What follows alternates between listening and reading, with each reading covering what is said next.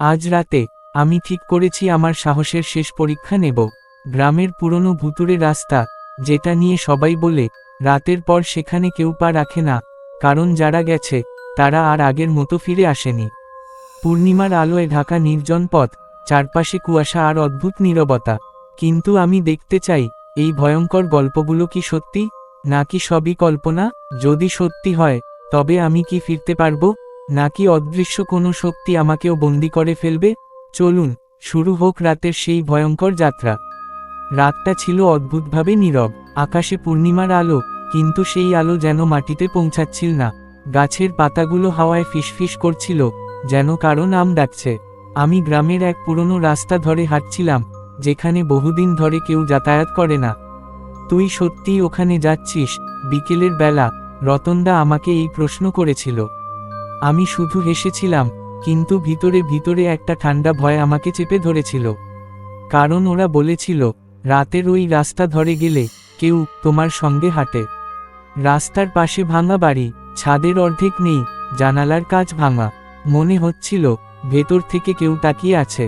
আমার কাঁধে ব্যাগ, হাতে টর্চ, কিন্তু যতই আলো ফেলি, ছায়াগুলো যেন আরও গভীর হয়ে যাচ্ছে। একসময় হঠাৎ আমার পিছনে পায়ের আওয়াজ। আমি থামতেই আওয়াজও থেমে গেল। বুকের ভেতর ধকধক শুরু হয়ে গেছে। আমি কি ফিরে তাকাবো, নাকি হাঁটা বাড়াবো? আমি ধীরে ধীরে মাথা ঘুরিয়ে তাকালাম। পিছনে কেউ নেই, কিন্তু মাটিতে ভিজে কাদায় আমার জুতোর পাশে আরেক জোড়া পায়ের ছাপ। আমার গলা শুকিয়ে গেল। আমি হঠাৎ বুঝতে পারলাম, এই পথে হাঁটার সময় সে সব সময় তোমার ঠিক এক ধাপ পিছনে থাকে। আমি দৌড়তে শুরু করলাম, কিন্তু যত দৌড়াচ্ছি পায়ের আওয়াজ তত জোরে আসছে। রাস্তার শেষ মাথায় সেই ভাঙা বাড়ি। হঠাৎ আমার টর্চ নিভে গেল, চারপাশ অন্ধকার। আমি চোখ কুঁচকে দেখতে পেলাম, জানালায় এক সাদা মুখ, বড় বড় চোখ, আর ঠোঁট কেটে হাসছে। আমার বুকের মধ্যে চিৎকার আটকে গেল।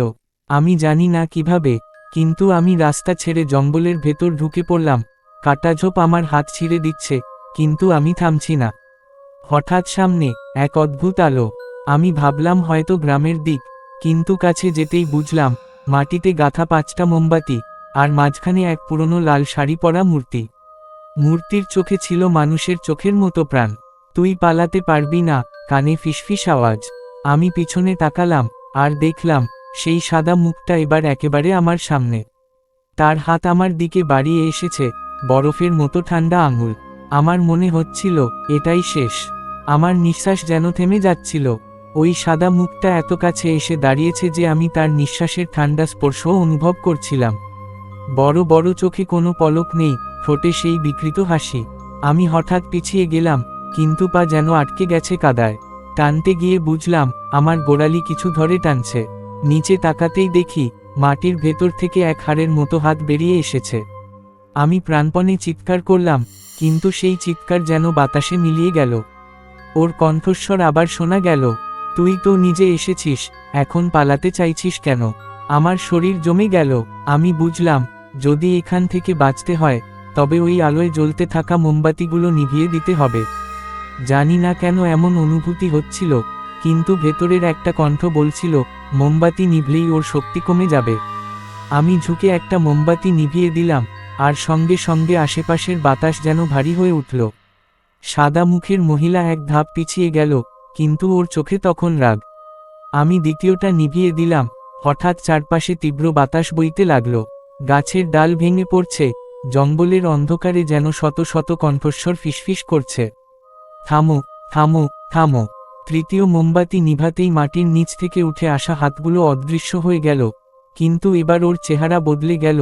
ঠোঁট কেটে, দাঁত বের করে, চোখে লাল আগুনের মতো আলো। চতুর্থ মোমবাতি নিভানোর মুহূর্তে হঠাৎ আমার হাত ধরে টেনে নিল কেউ। আমি অবাক হয়ে দেখি রতনদা।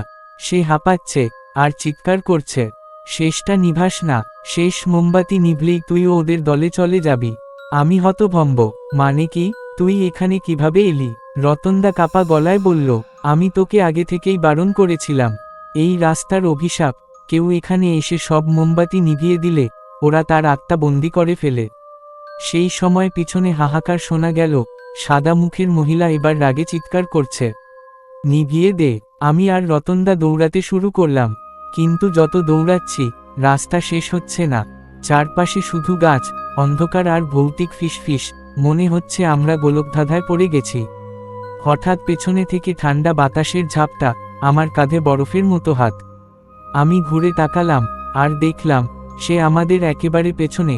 মুখটা এখন আর মানুষের মতো নেই, চামড়া ছিঁড়ে ঝুলে পড়ছে, চোখের ভেতর ফাঁপা গর্ত। রতনদা আমার হাত ধরে টান দিল। চোখের দিকে তাকাস না, ও তোর মন পড়ে ফেলবে। আমরা একটা পুরনো বাঁশঝাড় পেরিয়ে এলাম, আর হঠাৎ দেখি সামনে সেই ভাঙা বাড়িটা আবার। কিন্তু এবার জানালায় সাদা মুখ নেই, ভেতরটা অন্ধকার। রতনদা বলল, যদি এই বাড়ির ভেতরে ঢুকতে পারি, তবে হয়তো ওকে চং চং চং চং চং চং। আমরা ধীরে ধীরে ভাঙা বাড়ির দোরগোড়ায় দাঁড়ালাম। বাড়িটা বাইরে থেকে যতটা ভয়ঙ্কর লাগছিল, ভেতরে যেন আরও অদ্ভুত। দরজা ঠেলে ভেতরে ঢুকতেই কাঠের চিৎকারের মতো শব্দ হলো।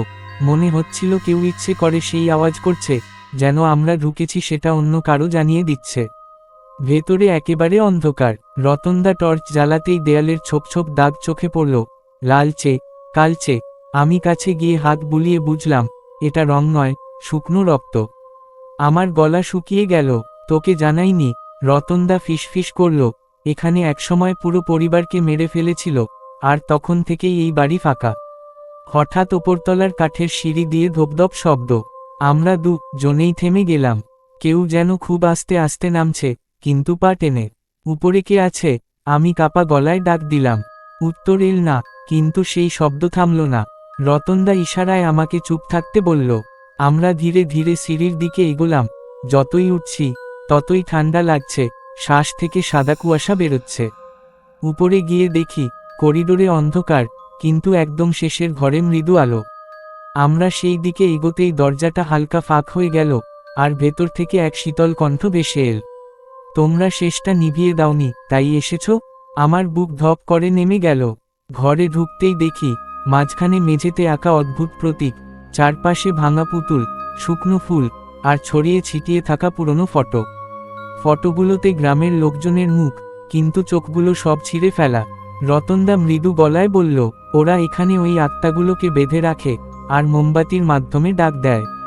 হঠাৎ আলো নিভে গেল। আমরা সম্পূর্ণ অন্ধকারে, আর চারপাশে ফিসফিসানি। শেষটা নিভিয়ে দে, তোর আত্মা আমাদের দে। আমার মনে হচ্ছিল, কণ্ঠগুলো একসাথে আমার মাথার ভেতর ঢুকছে। কান বন্ধ করেও শব্দ থামছে না। তারপর এক মুহূর্তে আমি অনুভব করলাম, কেউ আমার পিছনে দাঁড়িয়ে আছে। ধীরে ধীরে ঠান্ডা নিঃশ্বাস আমার ঘাড়ে। আমি আর ঘুরে তাকালাম না, কিন্তু বুঝলাম সে আমার চুলে হাত রাখছে। রতনদা চিৎকার করল, দৌড়া।